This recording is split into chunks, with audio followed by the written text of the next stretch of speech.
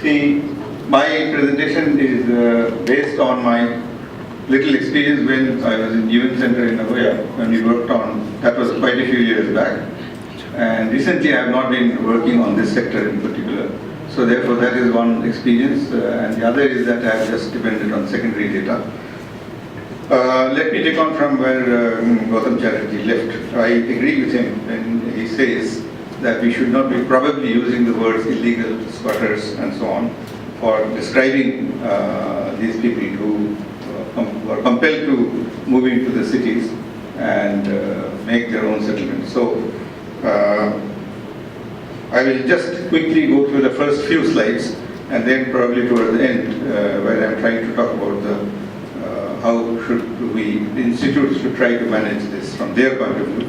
I'd like to dwell upon that next. I just start with a quote from three examples. One is Delhi. Last year in December, Shakurpur is a basti which is known. It seems people were evicted in the peak of winter, and they didn't know what to do and where to go. And this has been quite a regular thing, starting from 17th century onwards, on 18th century onwards, when the old city was, people were thrown out and so on. I'll not go into the details. This is a sharing of experience of informal settlement in Buenos Aires. Argentina is a football nation, as we know. Now here was a football stadium near an existing slum, existing informal settlement, which was not cared for probably, and people heard that 5,000 or 7,000 more migrants are going to come into the city, and some land is available there. So people just started moving in and occupying land in that stadium. So the existing slum dwellers, existing house owners, apartments in the nearby location, they protested, and so much so that it turned out to be a violent conflict. This city, this informal settlement has been called the hidden city. Now it seems that this phrase, hidden city, is quite a popular or a commonly used phrase for describing these kind of settlements in several developing countries. And the next one describes what has been nicknamed as the jungle outside Lagos. This seems to be one of the largest. It has a population of 5 million, and there are detailed descriptions of it available in the internet, of course. But this is also a slum which has produced, or which was the place which was inhabited by some of the very well-known creative persons, a poet, and who was also a traditional drum player and so on. So here is an example of an informal settlement, which is bad, stinking, no rules of how to live there or to deprive your neighbor, etc. So all those things are there. But in spite of that, there are people who don't want to leave this place because they are creative people and they are born and brought up here. So somehow they evolved into a kind of very strong affinity for this. These are just mundane figures which I think everybody knows, and I'm sure that you know better than I do. Let's skip next one. These are also very known figures. This is just to say the magnitude of the problem. Next one, please. This is just trying to capture some of the important efforts that have been made by the government so far. Of course, maybe some more can be included. Now, JNNURM, which has been very celebrated and documented throughout, it addressed 65 cities out of 8,000 cities we have in India. And now we have the Smart City program, which addresses 100 cities out of the 8,000 cities, towns and cities that we have in India. So that, so obviously there is a mismatch between the kind of efforts and the magnitude of the problem. Then we have slum boards and we have slum clearance boards, as we heard yesterday. I would personally even object to the word clearance. I think slum clearance board is not a very right word these days. Perhaps, okay, the next one please. This phenomena is not new, and it has been part of the South and Southeast Asia. Now, two examples I just mentioned here towards the bottom of this slide is the famous Million Houses program of Sri Lanka and the Kampung Improvement program Indonesia. Now, in the Million Houses program, perhaps you know this little story that it was initiated by the then Housing Minister of Sri Lanka, Premadasa. Now, Premadasa, just sharing a short story, Premadasa himself was a slum dweller in his younger days, and he eventually became Housing Minister. And there were people in the cabinet who didn't want him to be part of the cabinet, and so they gave him a problem that, okay, you have to solve the problem of these informal settlements in Colombo and all over Sri Lanka with a very little money.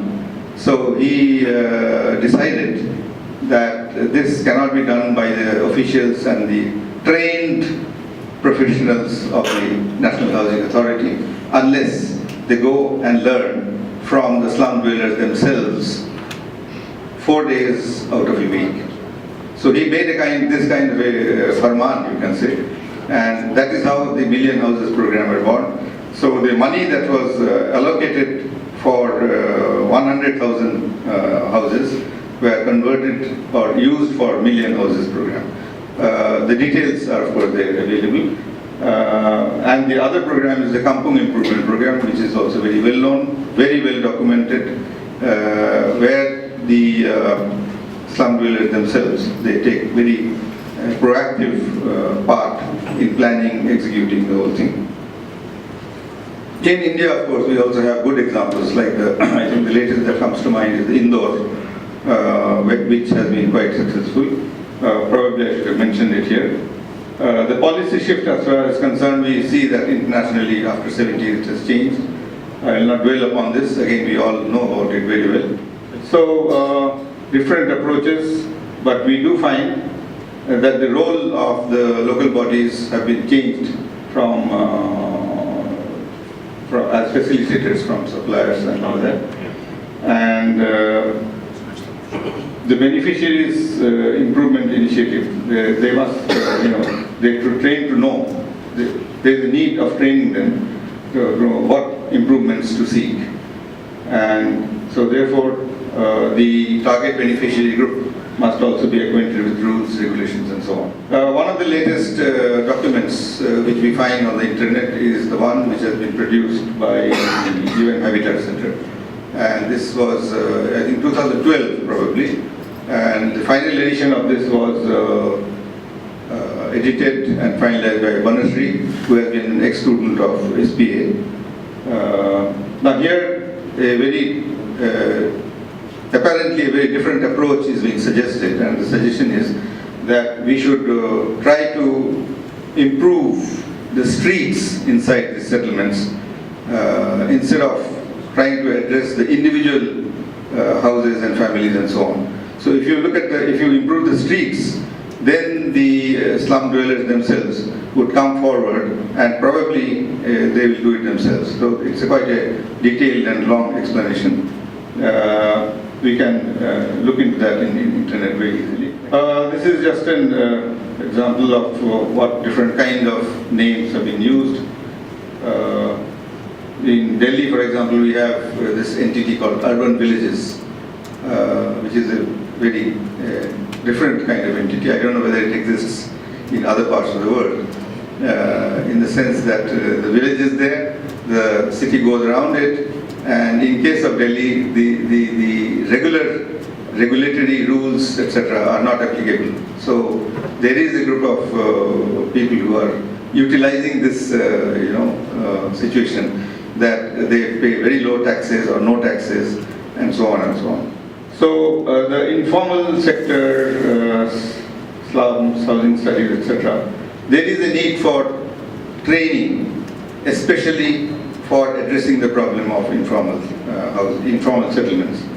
I say this because we all know, we recognize that a substantial part of our cities, they are occupied by informal settlements, and yet somehow I think we have not trained planners and architects particularly focusing on this particular issue.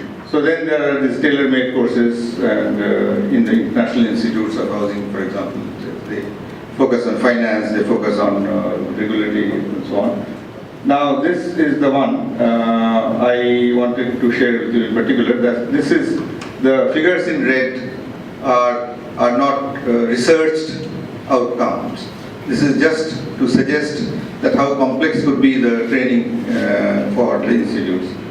Now, I feel that there are three actors, main actors. One is the community, the other is the urban local bodies, and the third is the professionals who are participating in the whole process of planning or plan making, implementation, and also post-implementation stages.